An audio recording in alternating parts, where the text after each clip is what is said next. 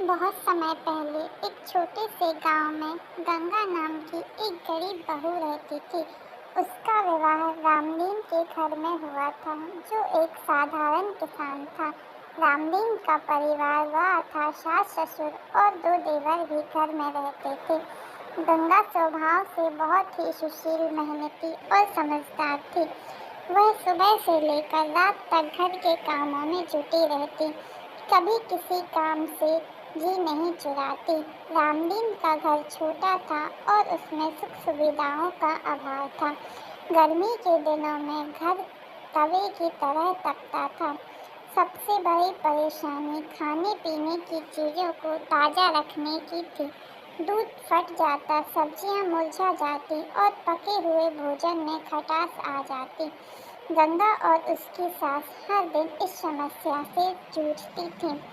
गांव के कुछ घरों में मिट्टी के घड़े जरूर थे, जिनमें पानी ठंडा रहता था, लेकिन दूध या सब्जी रखने के लिए पर्याप्त नहीं थे।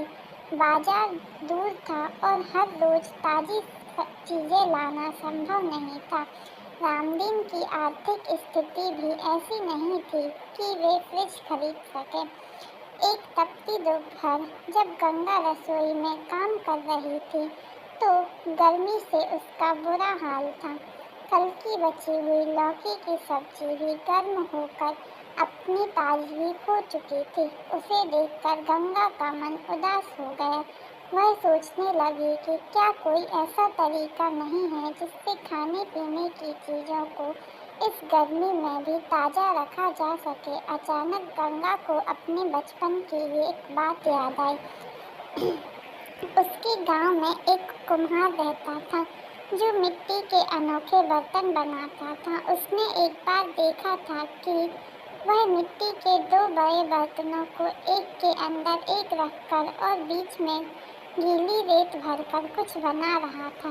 तब उसे यह बात समझ में आई थी नहीं आई थी, लेकिन आज उसे उस दृश्य की धुंधली से याद आई और उसके मन में एक विचार आया।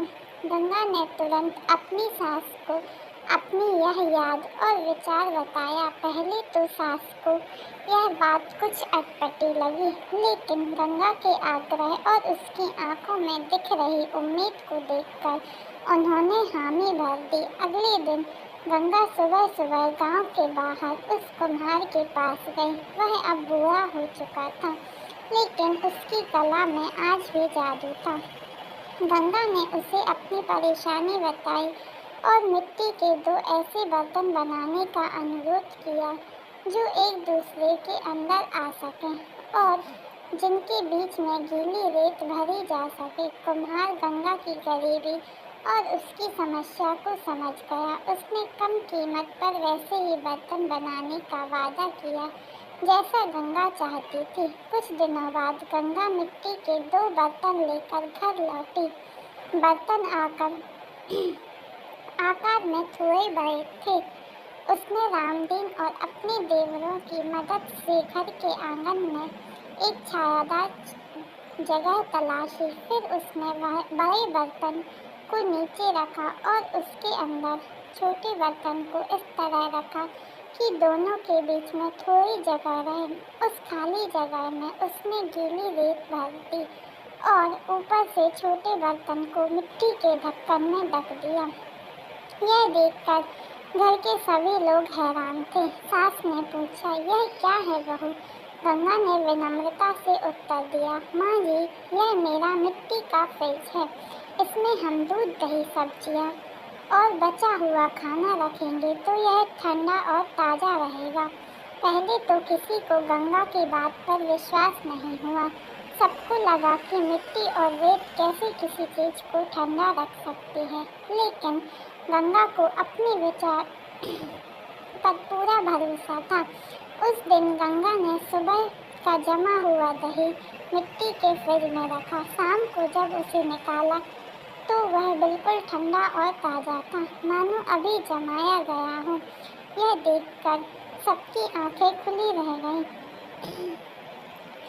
अगले दिन गंगा ने कुछ पकी हुई सब्जियां और बचा हुआ दूध भी उस मिट्टी के फ्रिज में रखा। 2-3 दिन बाद भी वे चीज़ें खराब नहीं हुई। गर्मी के बावजूद वे ताजगी बनी रही। धीरे धीरे पूरे घर को गंगा के इस अद्भुत आविष्कार का विश्वास हो गया। सास तो गंगा की बुद्धिमानी और मेहनत की कायल हो गई। देवर भी अब खाने पीने की चीज़ों को उसी मिट्टी के फ्रिज में रखते। गांव के दूसरे लोगों ने भी जब यह सुना तो उन्हें आश्चर्य हुआ। कुछ लोग गंगा के घर आकर उस मिट्टी के फ्रिज को देखने लगे। उन्हें यह देखकर बहुत अच्छा लगा कि बिना बिजली के भी खाने पीने की चीज़ों को ताज़ा रखा जा सकता है। धीरे धीरे गंगा का यह मिट्टी का फ्रिज पूरे गांव में मशहूर हो गया। जिन गरीब परिवारों के पास फ्रिज खरीदने के पैसे नहीं थे, उन्होंने गंगा से इसकी विधि पूछी और खुद भी वैसे ही मिट्टी के फ्रिज बनाने लगे। कुम्हार भी अब ऐसे विशेष बर्तन ज़्यादा बनाने लगा था। गंगा गांव की महिलाओं के लिए प्रेरणा का स्रोत बन गई। उसकी सूझबूझ ने न केवल उसके घर की समस्या को हल किया, बल्कि पूरे गांव को एक नया तरीका दिखाया। गरीबी उसकी प्रतिभा और रचनात्मकता को दबा नहीं सकी। रामदीन को भी अपनी पत्नी पर बहुत गर्व था। वह अक्सर गांव के लोगों से गंगा की समझदारी और मेहनत की बातें करता। एक बार गांव में एक बड़ा मेला लगा।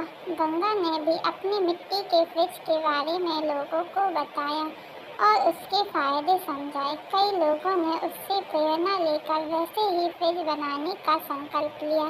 समय बीतता गया। गंगा और रामदीन का परिवार खुशहाल जीवन जी रहा था।